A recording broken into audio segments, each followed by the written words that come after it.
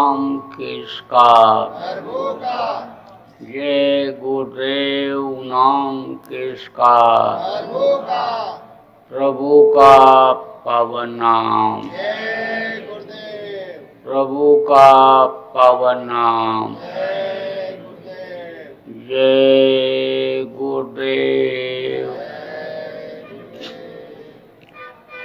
तो अब आप ये समझो कि पहले की जो व्यवस्थाएं थी वो बहुत अच्छी थी। पहले आप समझ लो कि मोटा खाना मोटा पहनना तो था, लेकिन लोगों के अंदर में सत्य रूपी धर्म था। अहिंसावादी लोग होते थे, जीवों पर दया करते थे, और समझ लो कोई दरवाजे पर शाम को पहुंच जाए तो उसको रोटी खिलाते रहने की जगह देते थे। अतिथि देवो भव समझते थे, कहते मेहमान नहीं भगवान आ गया। और समझ लो कि परोपकार के लिए भी काम करते थे। बहुत से देखो धर्मशाले बने हुए, पौशाले बने हुए, अस्पताल बने हुए हैं, 3 पुरुष 4 पुरुष तो के पहले के हैं वो। तो अब आप ये समझो कि जब नीयत अच्छी थी तो इतनी बरकत होती थी कि जूते चप्पल पैर में भले न रहते रहे हों, लेकिन 2-2 किलो चांदी और 1-1 पाव सोना गरीब घर की औरतें शरीर पर पहनती थी। तो मैं आपको बता रहा था कि फिर जो है उन्होंने कहा, जब 3 बार कहलवा लिया कृष्ण ने, तब उससे कहा तो फिर अच्छा तू दान में अपना सिर मुझे दे दे। तो कहा सिर तो दान में दे दूंगा, लेकिन मेरा यह संकल्प है कि महाभारत मुझे देख लेने दीजिए। तो बोले ठीक है। तो उधर रखवा दिया सिर काट करके, वहाँ पहाड़ के ऊपर पूरा महाभारत देखा। तो जब महाभारत खत्म हुआ और भीम नकुल सहदेव ये हंसने लग गए कि मैंने मारा मैंने मारा मैंने मारा, तो बोले चलो अब जिसने महाभारत देखा है उससे पूछते हैं। जब उसके पास ले गए तो पूछा, कहा तूने देखा? बोला हर पल हर क्षण देखा, जब तक महाभारत होता रहा। उस समय कहते हैं धर्म की लड़ाई होती थी। सुबह सूरज निकलता था तो लड़ाई चालू होती थी और सूरज अस्त तक चलती थी, और फिर उसके बाद में इकट्ठा बैठते उठते इकट्ठा, कोई अन्य किसी पर वार नहीं करता था। छुप करके वार आज की तरह से धोखे का नहीं था, जैसे उस समय बौद्ध धर्म की कहते थे लड़ाई होती थी। तो पूरा देखता रहता था। तो कहा मैंने तो पूरा देखा। तो कृष्ण ने कहा महाभारत में देखा क्या तूने? तो कहा मैंने देखा कि चक्र सुदर्शन चल रहा है और बड़े बड़े योद्धा धराशायी होते जा रहे हैं। तो कृष्ण ने कहा और ये वीर लोग ये क्या कर रहे थे?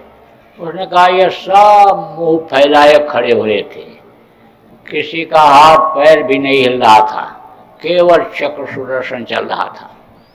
तो जब ये कहा उसने, तो कहा देखो महाराज मैंने देखा और आपको बता दिया, अब आप अपना वरदान वापस ले लो। अब मेरे जाने का समय हो रहा है, मेरा काम हो गया, मैंने महाभारत देख लिया, मेरा ये प्रण था महाभारत देख लूँ तब मेरे प्राण निकले। तो कृष्ण ने कहा तुम्हारा काम हो गया, मेरा भी हो गया, द्वापर का विधान अब खत्म हो जाएगा, कलयुग आ जाएगा, अब मैं भी जाऊंगा। तो पांडव ने कहा महाराज मुझको भी लेते चलिए। तब बोले मैं तुमको नहीं ले जा पाऊंगा, तुमको किसी त्रिकालदर्शी की जरूरत है, संत सदगुरु की जरूरत है, उनसे रास्ता लोगे। जब तुम योग साधना करोगे तब तुम मेरे धाम पहुंच सकते हो। तो उन्होंने कहा महाराज सारी जिंदगी तो मैं आपके साथ लगा रहा, इसी आशा में रहा जब चलेंगे तो लेते चलेंगे। आप बुढ़ापे में कहाँ से सदगुरु खोज पाऊंगा, कहाँ से योग साधना कर पाऊंगा? महाराज लेते चलो। दो टूक जवाब उन्होंने दिया। कहा तुमको खोजना ही पड़ेगा, नहीं खोजोगे मानो हत्या का पाप लगेगा। बैतरणी नदी में गए और कूद करके वहीं पर वो गल करके खत्म हो गए पांडव। अब आप इसको बता दूं, ये भी बता दूं कि 24 घंटा कृष्ण के साथ रहने वाले लोगों को उन्होंने इस तरह से जवाब दिया। अब अगर कृष्ण के भक्त फोटो पूछ करके, जो कि कृष्ण का फोटो भी नहीं है, कोई फिल्मी दुनिया कलाकार फोटो कृष्ण बनकर बैठ गया, फोटो खींच गया, तो फोटो की पूजा करके या आदमी के बनाए हुए मूर्ति की पूजा करके कोई पार हो सकता है? अब आपको यह भी बता दूं कि जरूरत पड़ी तो उन्होंने दिव्य दृष्टि उनकी खोल तो दिया, अन्य विश्वास दिलाने के लिए, अपना काम करने के लिए, लेकिन 24 घंटा अन्य पांडवों का साथ में रहने वालों का उन्होंने एक भी दृष्टि नहीं खोली। क्यों? क्योंकि उनको जो पावर था और जो काम था उनका, उन्होंने वही किया। तो अब आप ये समझो कि ये अन्य शक्तियाँ अलग होती, और सदगुरु जो होते हैं वो रास्ता बताते हैं, चलाते हैं और फिर मंजिल तक पहुंचाते भी। हमारे गुरु महाराज बहुत से लोगों को उन्होंने रास्ता बताया, रास्ते पर चलाया और पार भी किया। अब वो इस दुख के संसार में आने वाले नहीं हैं। तो अब आप ये समझो कि मैं बतलाता हूँ आपको, तो वो दिव्य दृष्टि यहीं पर है, दोनों आंखों के बीच में है। उससे दिखाई आपको क्यों नहीं पड़ता है? जो आप मांस खाए, मछली खाए, अंडा खाए, शराब पिए, ताड़ी अफीम का सेवन किया, झूठ बोले, बेईमानी किया, चोरी किया, चकारी किया, जो गलत काम किया, उसका पर्दा लग गया है, कर्मों का पर्दा लग जाता है। और कर्म कैसे आ जाते हैं ये किसी को पता नहीं चलता है, और कर्म कट भी जाते हैं उसका भी पता नहीं चलता है। कर्म कट भी जाते हैं और कर्म आ भी जाते हैं, और करते कैसे हैं और कैसे आते हैं यह भी अन्य सत्संग से ही मालूम होता है। एक आध बार आपको बता दें, जैसे मान लो कोई मार करके, काट करके, लूट करके लाया, दिल दुखा करके लाया, और उसके घर आप पहुंच गए और बढ़िया पराठा सीख रहा है, और मतलब एक खुशबू आ रही है हलवा की, और लाया, कहा थोड़ा सा ले लीजिए, और आपने पूछा न देखा और आपने खा लिया, तो खा लिया तो उसका असर आ जाएगा, कर्म आपके ऊपर आ जाएंगे। जाते हैं लोग साधना करते हैं, और एक दिन गए दावत खाए आए, 30 दिन मेहनत किया, बस एक दिन यानी 2 पूड़ी पर ही वो 2 पूड़ी लेकर वो मेहनत सब चली गई, सब साफ हो जाता। ऐसे कर्म आ जाते हैं। करते कैसे हैं? देखो, जैसे अन्य समझ लो कि रुई का पहाड़ हो, यानी रुई के पहाड़, यानी पहाड़ जैसा कर्म हो, रुई के पहाड़ जैसा, और अन्य समझ लो कि ऐसे माची जलाओ, उसमें लगा दो तो जल करके राख हो जाता है। समझ लो, तरीका मालूम हो जाए, यानी जलाने का, हटाने का तरीका मालूम हो जाए तो हट जाता है। तो कर्मों के पर्दे वहाँ लगते रहते हैं। तीसरी आँख के सामने चतुर्संता करण है, 4 दल का कमल है, तो वहाँ पर नहीं समझो जमा होते रहते हैं। जब वो हट जाते हैं तब दिव्य दृष्टि खुल जाती है, तब सूझे रामचरित मणिमाणिक, गुप्त प्रकट जाए जो जय खानी, अंतर में मानस में जो राम का चरित हो रहा है वो दिखाई पड़ने लग जाता है। तब दशरथ के पुत्र राम तक ही जानकारी सीमित नहीं रह जाती है, फिर तो एक राम दशरथ का बेटा, एक राम घट घट में लेटा, एक राम का सकल पसारा, और एक राम सब जग से न्यारा, सब जग से न्यारा राम की पहचान हो जाती है। तो देखो, अब ज़्यादा समय आपका नहीं लूँगा, आपको नामदान दूंगा, आपको बताऊंगा, क्योंकि आप बहुत से लोग नामदान लेने के लिए आए हुए हो। प्रेमियों ने आपको समझाया होगा, बताया होगा। अब प्रेमियों जो आप इनको लाए हो नामदान दिलाने के लिए, इनको सुमिरन ध्यान भजन समझा देना। सुमिरन ध्यान भजन जब तक ये नहीं करेंगे, ये आपके साथ जब तक नहीं बैठेंगे, इनको बैठाओगे नहीं, तब तक आपकी मेहनत यानी समझ लो कि पूरी नहीं होगी। कोई भी पौधा आप लगाओ और उसमें फल ना आवे और बीच में ही सूख जाए तो वो लगाना बेकार हो जाता है। इसलिए इनको फल मिलने लग जाए, अंदर में इनको कुछ दिखाई सुनाई पड़ने लग जाए, उसके लिए खूब ठीक से समझा देना। वैसे तो मैं सब समझाऊंगा, और जो लोग हिंदी कम समझते हो आपको अभी ये मराठी में भी समझाएंगे, आपको ये पूरा बता देंगे, खूब समझा देंगे, लोग समझ लेना, और फिर उसके बाद में आप करना। तो नामदान दूंगा। अब आप ये समझो, नाम 2 तरह का होता है, एक ध्वन्यात्मक नाम होता है और एक वर्णात्मक नाम होता है।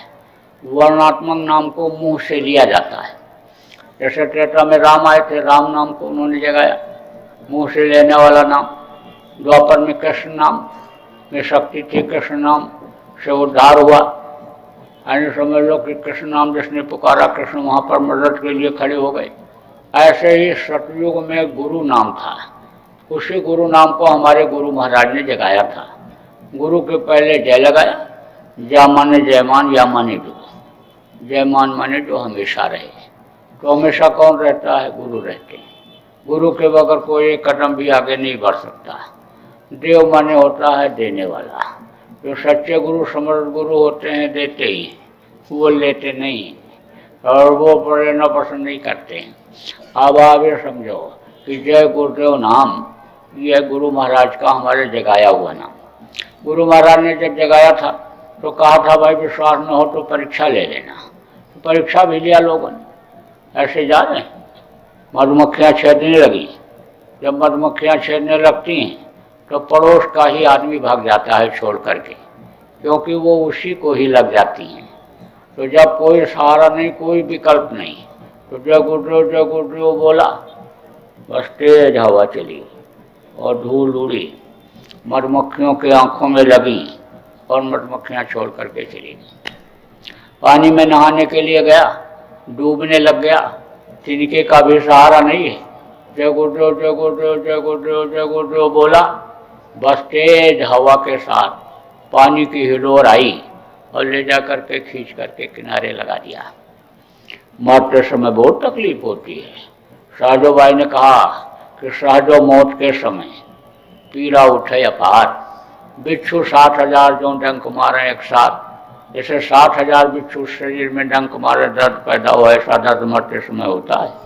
हड्डी हड्डी चटकती है, आँख की रोशनी खत्म हो जाती, कान से सुनाई नहीं पड़ता, जबान तुतली हो जाती है।